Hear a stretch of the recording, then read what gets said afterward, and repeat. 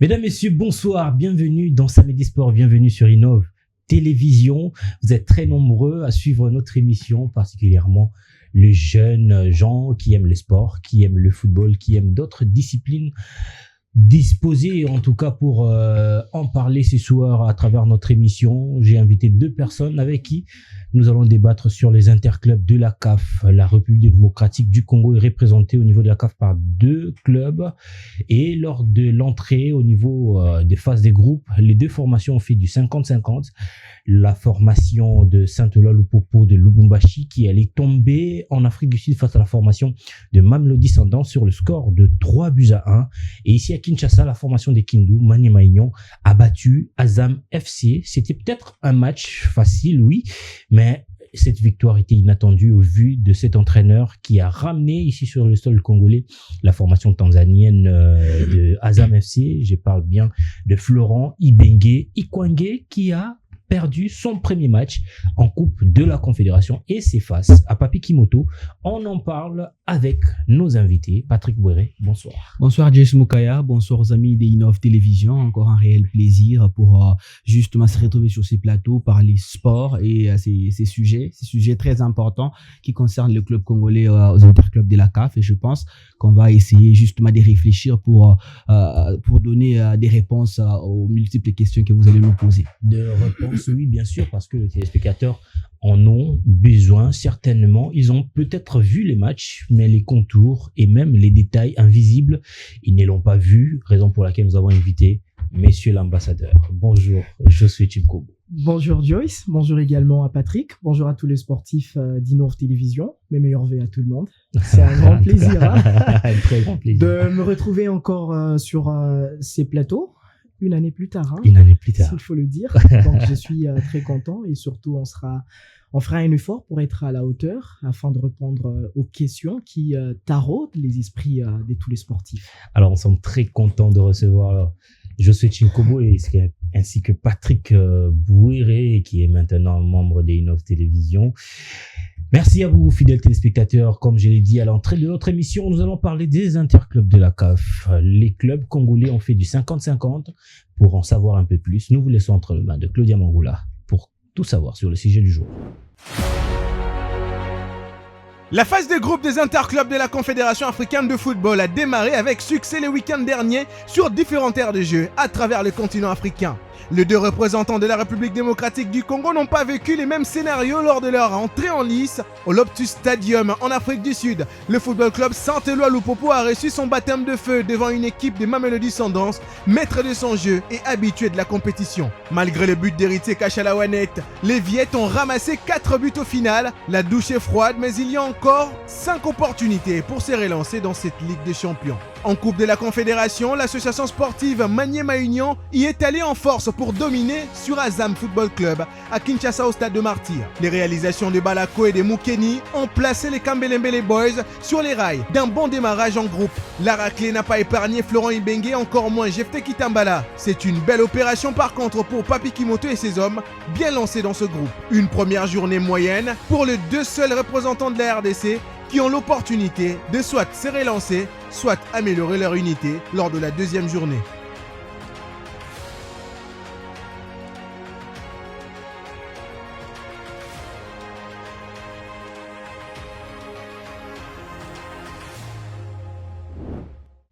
Comment s'abonner sur l'application Innov TV?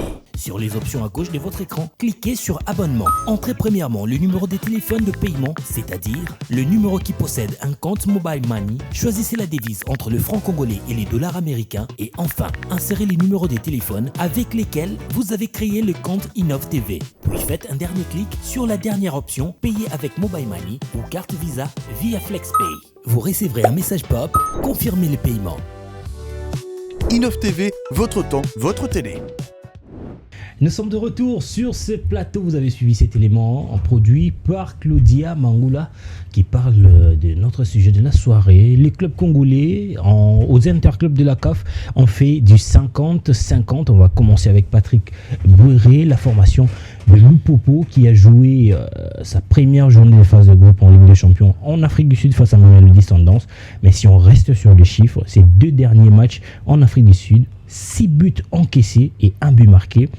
L'unique buteur s'appelle Wanet Ramos, le meilleur buteur de la formation jusqu'à là. Oui, bien sûr. Ce qui m'inquiète pour le club congolais depuis un certain moment, c'est que ces clubs réalisent toujours des mauvais résultats à l'extérieur.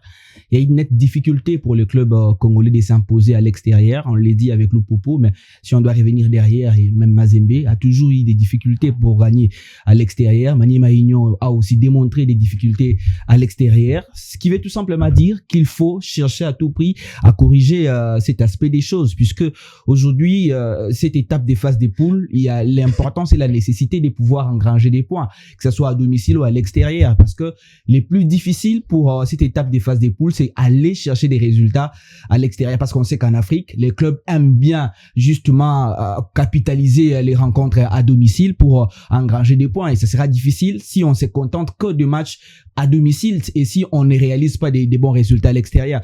Vous avez épinglé un aspect important par rapport à ces 2 défaites en Afrique du Sud. Écoutez, il y a cette malchance, si on peut l'appeler ainsi, de la formation de Loupopo, qui justement a rencontré cette rivalité entre Mamelodi Sundowns et la formation de Orlando Pirates. Et vous allez vous souvenir avec moi que lorsque Orlando a été éliminé par la formation de Loupopo, il y a eu des moqueries, il y a eu justement des pics entre les supporters en Afrique du Sud. D'un côté, les supporters des Mamelodi qui justement étaient en train de provoquer ceux de Orlando Pirates. Et puis, cette rencontre était cruciale pour les supporters et les fans des Mamelodi Sundowns, pas seulement les fans et les joueurs et les staffs techniques, parce qu'ils avaient en tête, notamment, ce qu'ils faisaient face à la formation des Orlando Pirates. Une défaite était catégoriquement interdite pour la formation des Mamelodi Sundowns. C'est comme ça qu'ils ont mouillé les maillots. Et moi, ce qui m'inquiète encore un peu plus par rapport à cette défaite, par rapport à cette rencontre de Loupopo devant la formation des Mamelodi Sundowns, c'est les fonds de jeu. Vous avez bien expliqué cette deuxième période qui a complètement fait vaciller la formation de Loupopo avec un pourcentage de possession catastrophique. On parle de 18% si je ne me trompe pas, face à la formation des Mamelodi Sundowns. Avec un fond de jeu pareil, je pense que Loupopo ne va pas espérer aller loin dans cette compétition. Loupopo ne va pas espérer aller loin. Pour rejoindre en tout cas Patrick Bouéré, si on reste sur les chiffres des clubs congolais qui partent s'imposer à l'extérieur du pays, surtout par une victoire lors de la phase des groupes, je dirais, si on prend l'exemple seulement du tout-puissant Mazembe qui est le plus présent aux interclubs de la CAF, on va dire la dernière victoire de Mazembe à l'extérieur remonte d'avril 2024 face à Petro de Luanda. Après ça, ce ne sont que des défaites et des matchs nuls. C'est encore catastrophique. Mais on va rester sur notre sujet. Josué Tchenkobovu qui nous venait du Grand Katanga. Là, ça vit un peu le football. Il y a en tout cas cette ferveur. Et Loupopo, qui a pu accéder à la phase de groupe, n'arrive pas à bien décoller, ou si on veut le dire, on peut le dire comme ça. En 2 matchs en Afrique du Sud, cette formation a encaissé 6 buts. Et là, les supporters critiquent déjà l'aspect tactique du coach. Bon, je pense que ça craignait déjà depuis les débuts. Pourquoi je dis ça? Parce que, vous savez, le championnat congolais n'avait pas encore débuté, mais les clubs congolais jouaient déjà le tour préliminaire des interclubs de la CAF. Alors, au-delà de cet aspect, il y a aussi un désordre aujourd'hui dans le football congolais. C'est désordre qui est bien sûr occasionné par la Fédération congolaise de football association. Vous savez, Loupopo a enrôlé le coach Guy Bukasa, ne sachant pas que l'entraîneur était suspendu pour 6 matchs CAF. La Fédération congolaise de football association était au courant que Guy Bukasa ne pouvait pas rester sur le banc de touche d'un club qui joue les interclubs de la CAF, par exemple, ou soit d'une équipe nationale pendant au moins 6 matchs. Il devait purger, disons, cette peine. Malheureusement, le Football Club Saint-Éloi Loupopo a enrôlé Guy Bukasa. Loupopo a donné cette chance à Guy Bukasa. Guy Bukasa qui joue le premier tour préliminaire, qui passe, qui joue le deuxième tour préliminaire face à Orlando Pirates. Vous savez ce qui s'était passé. Orlando qui a saisi les instances pour fustiger parce que Guy Bukasa avait, disons, cette suspension. Cela aurait dû coûter cher, disons, à cette équipe du FC Saint-Eloi Lupopo, surtout une disqualification de l'équipe, chose qui n'a pas été bien sûr faite au niveau de la Confédération Mais africaine comment de est-ce que football. le club comme Orlando accède facilement à ces genres d'informations, alors que nous-mêmes ici sur le plan national, on n'est presque pas informés? Ça, c'est un problème de communication au niveau de la FECOFA? Non, pas seulement au niveau de la Même la FECOFA, légèreté non, au niveau des secrétariats des Lupopo. bon, pas la légèreté, mais c'est la légèreté de la Fédération congolaise de football association, parce que la fédération devrait normalement protéger le club qui joue les interclubs de la CAF. Les protéger, c'est protéger également les quotas que nous avons de 4 clubs. Exactement. Vous savez, plusieurs nations aujourd'hui n'ont pas cette chance d'enrôler 4 clubs au niveau des interclubs de la CAF. Mais nous avons cette chance grâce, disons, aux performances du TP Mazembe et de l'AS Vita Club.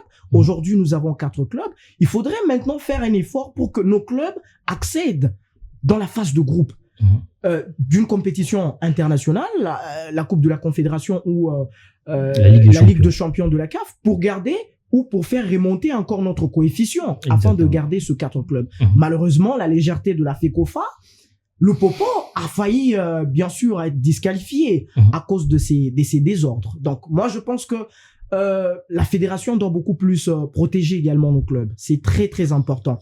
Alors revenons, disons, dans le match du FC Saint-Eloi le Popo face à Mamelodi Sundowns.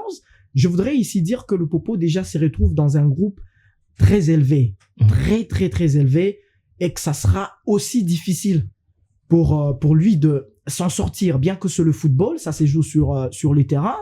Mais quand on regarde déjà le match, la physionomie même de ce match entre le Popo et Mamelodi Sundowns, vous sentez que le niveau du FC Saint-Eloi le Popo n'était pas aussi supérieur. C'était en tout cas un niveau très bas. Très bas, bien qu'il y a beaucoup plus les individualités qui priment au sein de cette équipe, avec cet attaquant que vous avez cité tout à l'heure, Kachalawanet, qui a évolué avec le FC Les Aigles du Congo, bien qu'il a fait une petite aventure avec l'AS Vita Club lors de la pré-saison, et finalement il est là avec le Saint-Eloi le Popo. C'est pratiquement le meilleur joueur pour moi de cette équipe du FC Saint-Eloi le Popo, parce que quand vous regardez même ses buts qui marquent, que ça soit en championnat ou soit, disons, aux interclubs de la CAF, ce sont des buts spectaculaires. Moi, j'aime. Quand vous suivez seulement ces buts, même quand il était avec le FC Les Aigles du Congo, quand il marque seulement un but, il y a une touche exceptionnelle. Là, c'est très important. Mais bon, le Popo devrait normalement garder son ossature de la saison passée. Quand vous avez un Orso Mwaku, vous êtes qualifié en Ligue de Champions de la CAF. Vous avez Liz Nyembontumba qui donnait beaucoup plus au sein de cette équipe du FC Saint-Eloi le Popo. Vous avez Kazema Basso qui est également parti au sein du TP Mazembe. Massine Dimbo aussi qui est parti. Qui a fait pratiquement une décennie, 10 ans au sein du... Non, c'est 6 ans. 6 ans. Ouais, le Popo a mal communiqué. Mal communiqué, hein. Ouais. Alors, merci beaucoup. C'est depuis 2019 qu'il est 2019 qu'il est là. Alors, lui qui fait pratiquement 6 ans, au sein de cette équipe, il y a le garçon qui est le jeune ici, Masakidi, qui est actuellement bien qu'il n'a pas été beaucoup plus utilisé au sein de cette équipe du FC Saint-Eloi le Popo. Pratiquement, c'est la colonne vertébrale, disons, de l'équipe qui est partie. Il faut maintenant refaire des choses. Guy Boukassa est arrivé en retard. Il faudrait maintenant beaucoup plus travailler sur le groupe, la cohésion du groupe. Ça lui a quand même pris beaucoup de temps. Grâce à Dieu, le Popo est quand même passé dans la phase de groupe.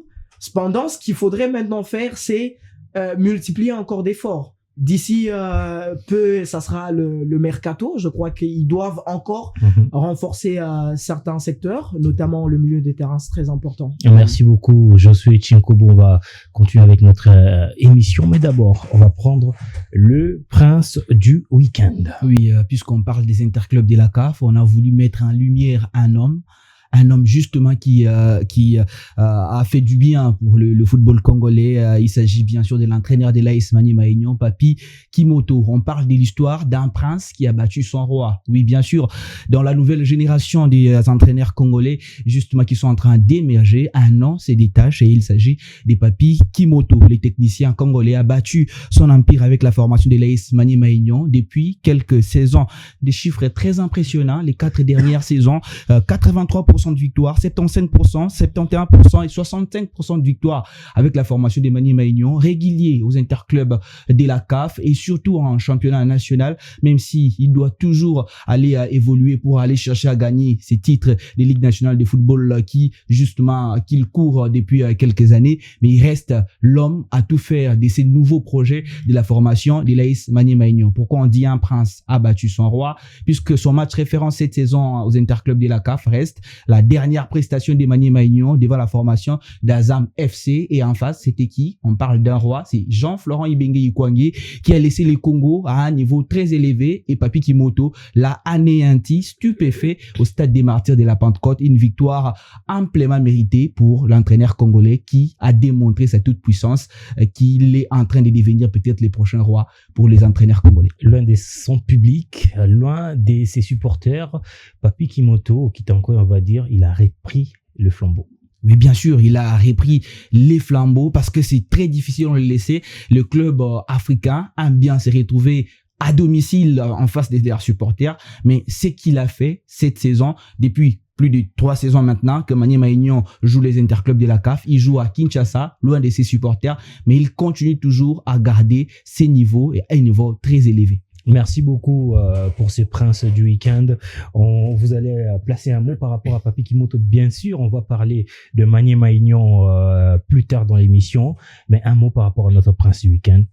Surnommé, comme l'a dit notre ami Patrick, le prince qui bat son roi. Pourquoi le prince bat son roi? C'est parce qu'en 2016, Ibenge est allé chercher le championnat d'Afrique des Nations au Rwanda, et sur le banc de touche, il avait comme adjoint Papi Kimoto. Je pense que c'est les mots qu'il faudrait placer. Il a bien placé, disons, le mot, le prince qui bat son roi. Je pense que Papi Kimoto a beaucoup progressé en termes de coaching, bien qu'on va parler, bien sûr, tout au long de cette émission de son équipe.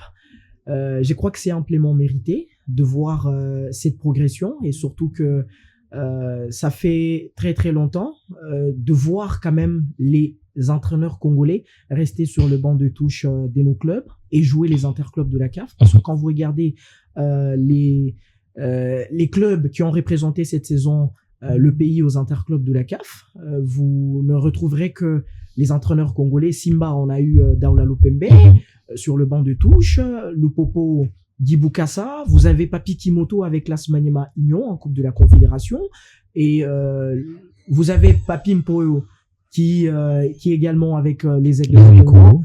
Pratiquement les stars, disons les Congolais qui sont sur le banc de touche. Papi Kimoto, ce qu'il fait avec l'AS Maniema Union, c'est bien.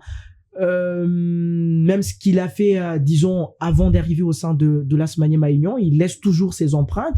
Mais moi, je pense que pour qu'il soit aujourd'hui classé dans la catégorie, disons, des grands de notre pays, je voudrais voir Papi Kimoto remporter, disons, la Ligue nationale de football. Ça, c'est vraiment un défi pour que moi, en tant qu'analyste sportif, j'accepte vraiment le plus grand niveau de Papi Kimoto. Je voudrais qu'il nous offre une Ligue nationale de football. Quand il nous offre, c'est offrir, disons, à tous les sportifs et à tous ces gens qui l'admirent. Ceux qui admirent, disons, le travail qu'il fait. Merci beaucoup, Josué Chico. On reviendra bien sûr sur l'exploit de Papi Kimoto face à Azam FC. C'était dimanche dernier au stade de Martyrs de la Pentecôte. On y reviendra en long et en large. On va rester sur la dernière question de Lupopo au niveau de la Ligue des Champions. Son prochain adversaire se nomme les Al Hilal Omdurman du Soudan. Cette formation qui regorge deux joueurs qui connaissent bien Lupopo, Steve Ebouele. Il y a le gardien de l'AS Vita Club, les noms m'échappent, qui se retrouve là-bas, l'ancien, le Burkinabé. Et il y a Ernest Luzolo, des gens qui connaissent très bien Lupopo, qui viendront à Lubumbashi au stade du TP Mazembe, le grand rival. Bien sûr, on ne dit pas que ce stade va porter malheur à Lupopo, bien sûr. Mais Lupopo sera face à Al Hilal Omdurman. Après même le descendant, c'est encore un autre adversaire coriace. Lupopo se retrouve comme un club qui joue mieux à domicile, on doit se le rappeler. On était tous surpris de voir une victoire 3-0 devant Orlando Pirates. C'est le stade de la Value Portée. Oui, bien sûr, c'est deux clubs de Lubumbashi. En réalité, il y a une rivalité qui ne dit pas son mot depuis les débuts de cette saison, mais dans le passé, on a vu les deux supporters des fois se réunir lors des rencontres. Ouais. Ça peut arriver, c'est un match des Ligues des Champions, même s'il y a cette rivalité à Lubumbashi, mais ça reste l'honneur de ce football de Lubumbashi qui justement qui est en jeu. Ce n'est pas pour rien que le TP Mazembe a accepté si facilement de céder son stade à la formation de Lupopo. On va se rappeler que lors des rencontres ou des oppositions entre ces deux clubs, il y a toujours eu des bagarres ou au stade Mazembe il y a des chaises. Oui, bien sûr, ça fait la beauté du football. Il y a des chaises cassées et tout ça, mais Mazembe a quand même accepté de pouvoir livrer et donner ces stades à la formation de Lupopo. Ça démontre la volonté de ces clubs de pouvoir garder l'image de ce football louchois. Mais si on doit analyser la rencontre, vous avez donné des éléments très importants. Mais la formation de Al Hilal est déjà venue à plusieurs reprises jouer avec la formation de Mazembe au niveau du stade TP Mazembe, au niveau du stade de la Kenya. Et lors des rencontres des années antérieures, ces deux clubs se rencontraient à maintes reprises. Et là, on est en face justement d'un match face à la formation de Lupopo, un match qui ne sera pas facile pour ces clubs parce que vous avez bien épinglé, Ernest Lozo le cite d'ailleurs, les stades Mazembe c'est son jardin. Il a évolué là. Exactement. Avec la formation des Mazembe depuis plusieurs saisons. Vous avez Steve Eboul qui justement au niveau du Soudan est en train de faire un très très grand travail. Il y a eu d'ailleurs des rumeurs, des changements de nationalité pour aller jouer avec les Soudans. Mais ce qui est aussi très important à souligner par rapport à ces matchs entre Lupopo et la formation des Al Hilal, c'est que Lupopo est en retard. Al Hilal a gagné son match. Mamelodi Sundowns a également gagné son match. En cas d'une victoire de Al Hilal à Lubumbashi, ça va laisser Lupopo en retard de plus de 6 points. Exactement. Donc, ce qui ne sera pas avantageux pour la formation des Guy Bokassa. Alors que Mamelodi va aller défier MC Alger. Ça sera aussi peut-être l'occasion pour Lupopo de se relancer si seulement il réussit une victoire face à Al Hilal. Oui, bien sûr, parce que ça sera très important pour la formation de Lupopo de revenir. J'étais en train d'ailleurs de parler avec Kachalawanet, que vous aviez justement épinglé, qui me disait qu'il y a une nette détermination pour le joueur de pouvoir s'imposer face à la formation d'Al Hilal pour rattraper les retards. Parce qu'en cas d'une victoire, Lupopo va revenir à 3 points, ex-aequo avec la formation d'Al Hilal au classement. Ça va rebattre justement les cartes pour le futur ou pour la suite de la compétition. Donc c'est un match très très crucial et les joueurs ont déjà commencé à préparer. Mais en réalité, si on doit ajouter un petit mot sur le plan ou sur le plan technique, Lupopo est en train de souffrir aujourd'hui. Pourquoi? Parce qu'il y a certains joueurs, des très bons joueurs d'ailleurs, qui nous ont démontré dans le passé un niveau considérables, mais qui sont aujourd'hui en meilleure forme. Je prends Maxwell Djoumekou, le joueur camerounais qui nous a ébloui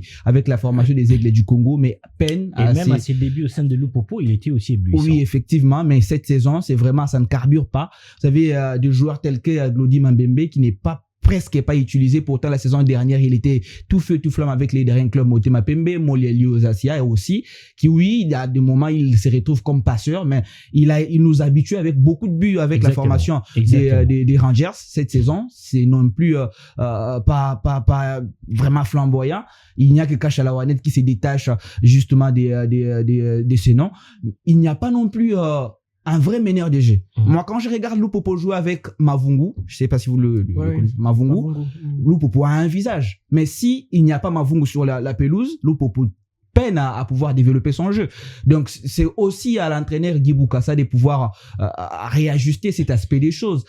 Lupopo joue avec Kambou, Draman Kambou, c'est pas vraiment un vrai animateur de jeu. Avec Mika Micho au milieu de terrain, c'est non plus vraiment qu'on a connu. Hein. C'est compliqué. Donc Lupopo a recruté, oui, et on a tous été éblouis par les mercato de Lupopo. On se disait, oui, c'est quand même mieux, mais au milieu du terrain, dans l'entrée-jeu, ça peine à et surtout après les départs d'Elise Niembo, vous l'avez d'ailleurs souligné. Mais Lupopo va recevoir Al Hilal Omdurman du Soudan. Sont 2 éléments capitaux, Moukoko Amale, qui est devenu une référence de cette formation, et son coach, qui d'ailleurs vous avez signalé l'absence lors de la première journée, il sera également absent lors de la 10e journée. Pourtant, ce match est très crucial. Exactement, un match très capital pour l'UFC Saint-Éloi Lupopo. Vous savez, Lupopo va jouer une équipe qui a fait une très belle campagne la saison passée en compétition africaine, Al Hilal, qui a été éliminé en quart de finale par l'équipe d'Al Ahly d'Égypte. Donc, vous sentez que ça ne sera pas un match aussi facile, bien que ça sera à Lubumbashi. Mais seulement que Lupopo, je l'ai vu évoluer cette saison à Lubumbashi. C'est une équipe qui se comporte très bien, surtout au stade Frédéric Kibasa Maliba. Mais ce changement de stade pour opter ou choisir le stade TP Mazembe, bon, je n'ai pas aussi compris parce que la dernière confrontation entre Lupopo et le TP Mazembe, il y a eu mort d'homme au stade Frédéric Kibasa Maliba. Donc vous sentez que le climat n'est pas du tout très bon entre Lupopo et le TP Mazembe, même quand Mazembe disons accepte que Lupopo accueille ce match des interclubs de la CAF dans son stade. Moi-même je suis très étonné hein. Et ben, moi je pense que c'est aussi la relation entre les deux secrétaires, Jean-Luc Apinde qui a été pistonné par Kitenge Kikumba. On l'a vu ici à Digital Congo, c'était grâce à Kitenge à l'époque directeur général de cette chaîne. Aujourd'hui c'est tout à fait normal, mais aujourd'hui Lupopo Mazembe, on a presque pratiquement politisé les choses. Dans le passé où Lupopo pouvait jouer dans ces stades, Lupopo ne l'avait pas fait. Lupopo ne l'avait pas fait. Lupopo a choisi la Zambie. Lupopo venait ici à Kinshasa. Lupopo refusait catégoriquement tout le club de la RDC. Mais Lupopo a privé à ses supporters. Exactement. Tout le club de la RDC ont refusé. Mais quelque part, je comprends. C'est peut-être parce que Lupopo revient en Ligue de Champions de la CAF et ne veut pas priver, disons, ses fanatiques de vivre ce bonheur.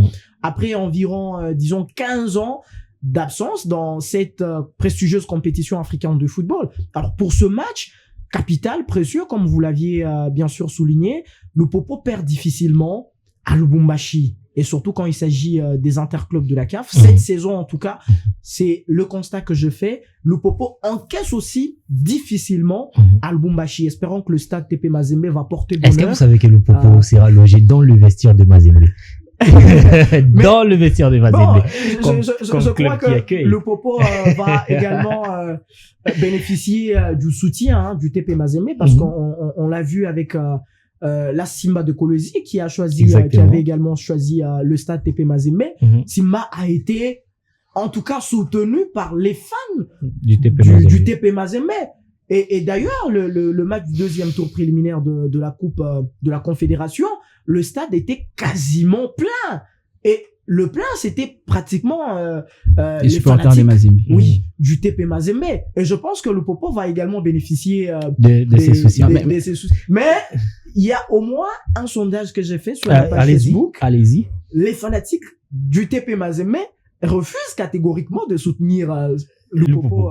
Là, c'est logique. Il ne faut pas que ça vous étonne. C'est logique. Ça fait partie de la beauté du football. Même en Europe, ça se passe comme ça. Mais en une minute, vous savez, Lupopo a déjà battu Mazembe au stade TP Mazembe, ce qui est aussi un point positif. Oui, au-delà de la rivalité, on peut le dire, mais ça reste à deux reprises. C'est aussi important. Ce qui veut tout simplement dire que Lupopo a la possibilité de pouvoir utiliser ces stades à bon escient. On peut parler des rivalités, où la rivalité c'est entre nous quand on joue à l'intérieur du pays. Vous savez, lorsque Lupopo, vous êtes Lupopo, dirigé par Jacques Kiaboula Katwe, vous entrez dans le vestiaire que vous devez occuper, puis vous voyez partout les insignes de votre rival. Ah, ben moi, je pense que ça à un certain moment, il faut être humble. Lorsqu'on n'a rien, lorsqu'on n'a pas où se produire, il faut être humble. Même ce stade-là, aujourd'hui, ce n'est pas un stade qui appartient à 100% au TP Mazembe. Bien que c'est Mazembe qui a construit, disons, ces stades, mais le terrain, sur lequel est érigé ce stade, c'est un terrain qui, allez, on va pas rester sur ce débat. On va pas rester sur le débat. Il est très bon. Il y a qui me diront que c'est un cadeau qui a été, offert par le président Mobutu, mais c'est quasiment faux. Allez, on va pas entrer dans ces débats, vous suivez, et bien sûr, cette émission, vous êtes très content des analyses sur le plateau, mais faites attention, le courant peut partir, et vous pouvez rater la suite de cette émission. Téléchargez l'application Innov Télévision, et alors, vous ne savez pas comment le faire, suivez cet élément. Le direct vous a échappé? Aujourd'hui, on ne rate plus rien. Ne soyez plus jamais en retard sur nos programmes. Téléchargez l'application mobile Innov TV, enregistrez-vous et visionnez vos programmes favoris en direct ou en différé, partout et à tout moment. En bonus, découvrez la toute première édition du magazine Congo Story, exclusivement disponible sur l'application. Vivez en avant-première les séries télévisées congolaises pour seulement 5500 francs congolais ou 2,50 $ par mois. Innov TV est dans votre poche. Active ton abonnement en 2 clics via mobile money ou par carte Visa. Innov TV, votre temps, votre télé. Nous sommes de retour sur ce plateau. Nous allons évoluer avec notre émission. Et cette fois-ci, nous allons parler de la Coupe de la Confédération. Nous l'avons annoncé en tout début de l'émission. La formation de Maniema Union qui a battu à Kinshasa la formation d'Azam FC. Personne ne s'attendait peut-être à cette manière de battre Florent Ibenge par Papi Kimoto. Il l'a fait de manière brillante. Il l'a réussi. Oui, Papi Kimoto a réussi son coup. Vous l'avez d'ailleurs nommé parmi le comme prince du week-end. Et vous êtes allé très loin pour dire le prince qui a battu son roi. Et oui, il a eu raison de le battre, comme j'avais relancé notre ami Josué Chinkobo. Pourquoi? Il est le prince qui bat son roi parce qu'en 2016, Ibenge va chercher le Chan au Rwanda et il avait comme adjoint Papi Kimoto. Oui, pour devenir un grand, il faut aussi aller chercher à titiller les grands. C'est très important pour Papi Kimoto. C'est une victoire significative. Ce n'est pas rien. Mais si on doit justement dire la vérité, même moi, je ne m'y attendais pas à voir une victoire de la formation de Maniema Union devant Azam FC. Vous le savez, depuis le début de cette compétition à la Coupe de la Confédération, la formation de Maniema Union s'est qualifiée qu'avec plusieurs rencontres nulles, que ce soit en Coupe de la Confédération, même en championnat. Il y a eu plus de 4 matchs d'affilée au début des saisons en Ligue nationale de football avec 2 matchs nuls. Moi, j'avais très peur parce qu'il n'y avait pas de confiance sur le plan offensif. Cette formation qui a perdu son attaquant vedette, qui s'est retrouvé maintenant adversaire. Exactement. Justement lors de cette rencontre Jefte Kitambala. Mais il fallait aussi savoir rôder les autres qui sont venus, entre autres les Silva Chitenge, qui a été d'ailleurs passeur décisif lors de cette explication. C'est très important. La formation des Maniema Union, pour moi, avec le niveau de cette compétition, excusez-moi, je n'ai rien à voir pour les autres clubs d'autres nations, mais Maniema Union qui nous a habitués il y a une saison passée en Ligue des Champions, qui a rencontré les Mamelodi Sundowns, qui a posé des problèmes à Mamelodi Sundowns. Au Raja de Casablanca aussi. Raja de Casablanca. C'est un niveau Ligue des Champions. En réalité, Maniema Union en Coupe de la Confédération doit être en mode rouleau compresseur. On doit avoir un club qui fait peur aux autres concurrents. Et moi, c'est ce que j'ai vu. Et ces matchs devant la formation d'Azam a affirmé les niveaux, notamment de la formation des Maniema Union, peut-être pour la suite de la compétition. Et je pense que c'est une victoire qui peut justement être une victoire, on le dit, significative pour la suite, parce que ça va servir justement d'exemple à d'autres joueurs qui vont justement intégrer la lancée de cette victoire devant la formation d'Azam FC pour permettre à Maniema Union d'affirmer son niveau.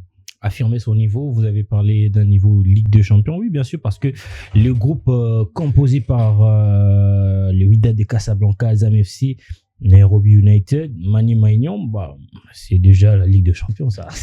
Bon, on va pas rester sur cette question. Maniema Union qui bat le Azam FC. On ne s'attendait pas, en tout cas, à cette manière de faire de Papi Kimoto. Après, surtout, ses débuts ratés au niveau du championnat national, on ne s'attendait pas à voir cette équipe de Maniema Union revenir comme ça, battre Azam 2-0. C'est surprenant en tout cas. Ouais, très surprenant. Et surtout quand vous battez Jean-Florent Ibenge, qui a, disons, un panoplie des trophées. 2 fois, Florent Ibenge a joué la finale avec l'As Vita Club des interclubs de la CAF. Florent Ibenge qui est médaillé de bronze, je crois en 2015 avec l'équipe nationale. Florent Ibenge qui gagne le CHAN en 2016. Florent Ibenge qui gagne la Coupe de la Confédération avec l'équipe marocaine Renaissance de Berkane. Florent Ibenge qui, bien sûr, a également évolué avec Al Hilal la saison passée. Lui qui, bien sûr, s'est arrêté en quart de finale. Ça signifie que Florent Ibenge a certaine expérience. Oui. Il a vraiment de l'expérience, pour ne pas dire une certaine expérience, mais il a vraiment de l'expérience du football de haut niveau. Florent Ibenge qui joue ici à Kinshasa, qui rentre ici à Kinshasa, joue Papi Kimoto. C'est un grand duel, hein. Oui, c'est un grand duel. Déjà, au regard de ce que Papi Kimoto nous a présenté lors de la phase préliminaire, en tout cas, ce n'était pas convaincant. Moi, personnellement, je me disais que cette équipe n'ira pas loin. L'équipe pouvait même s'arrêter au deuxième tour préliminaire de la Coupe de la Confédération, parce qu'on regardait au premier tour, c'est une équipe qui marque et qui, en tout cas, rate beaucoup. Exactement. Il y a vraiment beaucoup de ratés, mais qui quand même arrive à concrétiser certaines actions. Mais l'équipe qui encaisse, l'équipe encaissée au stade de martyr, même lors de la le deuxième tour préliminaire, l'équipe a fait un match nul ici, je crois que c'était contre Pamplemousse, hein. Ici, un match nul 2-1, qui gagne ici 2-1, l'équipe qui gagne 2-1. Mais là-bas, vous faites, 2 buts partout. Et vous sortez à la séance fatidique des tirs au but. Je crois que il était quasiment à la porte et s'est qualifié à la phase de groupe, jouer face à Azam FC et gagner ce premier match. Ça signifie qu'ils ont beaucoup travaillé certains aspects parce qu'on les décriait beaucoup, hein. À chaque fois que Maniema Union jouait beaucoup plus très haut. Il jouait beaucoup plus très haut et ne savait pas comment, garder les arrières. Bon, à chaque fois que vous menez, vous oubliez que, en tout cas, on peut vous égaliser ou réduire l'écart à tout moment. Alors, c'est ce que Maniema Union faisait, mais finalement, ils l'ont compris lors de ce match face à Azam. 1-0 en première mi-temps. Deuxième mi-temps, Papi Kimoto a bien sûr voulu jouer avec un bloc très bas parce que ils savaient déjà les erreurs qu'ils ont commises lors de la phase préliminaire. Ils ont bien sûr essayé en tout cas de jouer beaucoup plus défensivement jusqu'à obtenir ces buts qui est venu bien sûr d'un centre bien millimétré, hein, de Silva Chitenge, l'ancien de Rangers. Bien que Silva ne marque pas assez, mais il contribue quand même, hein, au sein dans le jeu, hein, de cette équipe de l'AS Maniema Union. D'une manière générale, je crois que Maniema Union est dans un groupe aussi abordable, hein, parce que quand vous jouez WAC, c'est vrai, ce n'est plus le WAC qu'on a connu.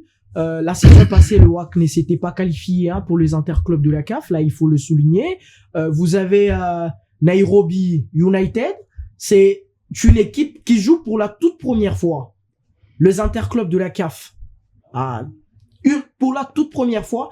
Mais attention, c'est une équipe qui a éliminé à la séance fatidique des tirs au but Étoile du Sahel au deuxième tour préliminaire de la Coupe de la Confédération. Donc, ce sont des équipes aussi à prendre au sérieux, hein. Donc, faut pas aussi négliger parce que c'est leur première découverte de cette compétition. Mais Maniema Union a quand même une expérience par rapport aux interclubs de la CAF. Je crois qu'ils doivent profiter aussi de cette expérience. La saison passée, c'était la Ligue de Champions, la phase de groupe, hein, pour une première. Et cette saison, Maniema Union gagne son tout premier match dans une phase de groupe d'une compétition africaine. C'est aussi historique pour cette équipe de l'AS Maniema Union. Bon, je pense que Maniema doit garder toujours la tête haute, garder le même cap et voir comment enchaîner avec le reste de match. Allez, avant de prendre le dernier virage de notre émission de ce soir, on va d'abord prendre le duel du futur. Le week-end dernier, on a parlé du duo, mais on revient avec la formule habituelle. On va parler du duel du futur et on a choisi 2 personnalités influentes du football ou du sport en général en République démocratique du Congo. On va parler de Moïse Katumbi Chapwe, président du TP Mazembe, et Vijay Chimanga, le président des Aigles du Congo. Oui, on comprend que c'est un duel à venir. Dans le futur, le football congolais sera le théâtre d'un affrontement marquant entre 2 figures emblématiques, Vijay Chimanga et Moïse Katumbi. Ce duel promet de mettre en lumière une rivalité prometteuse entre 2 dirigeants qui a adulé leurs clubs respectifs.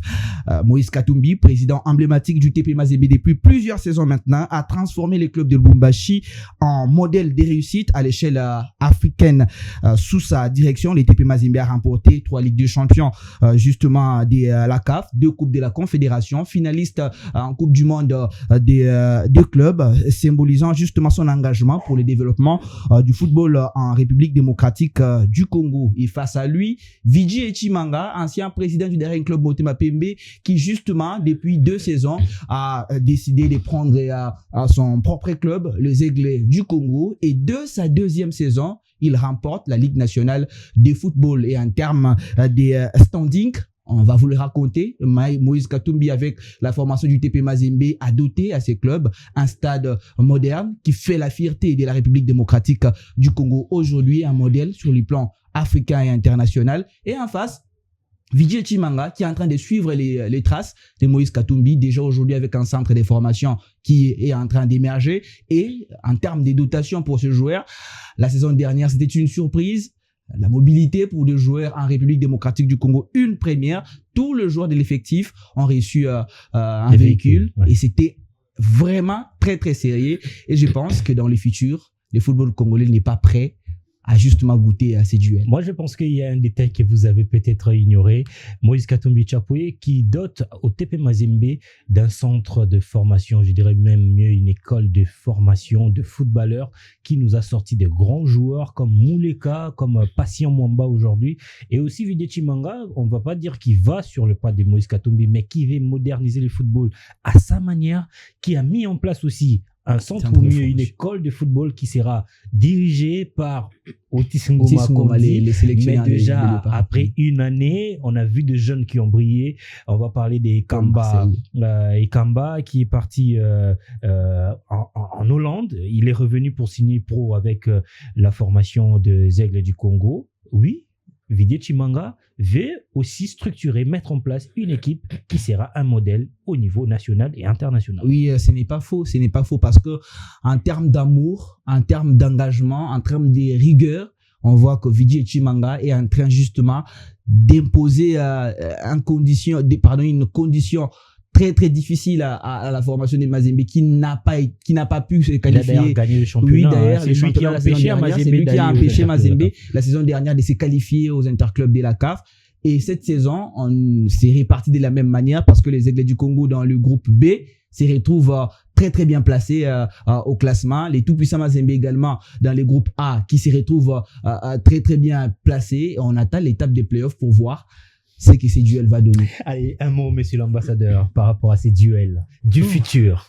Ouais, je pense que c'est une belle présentation.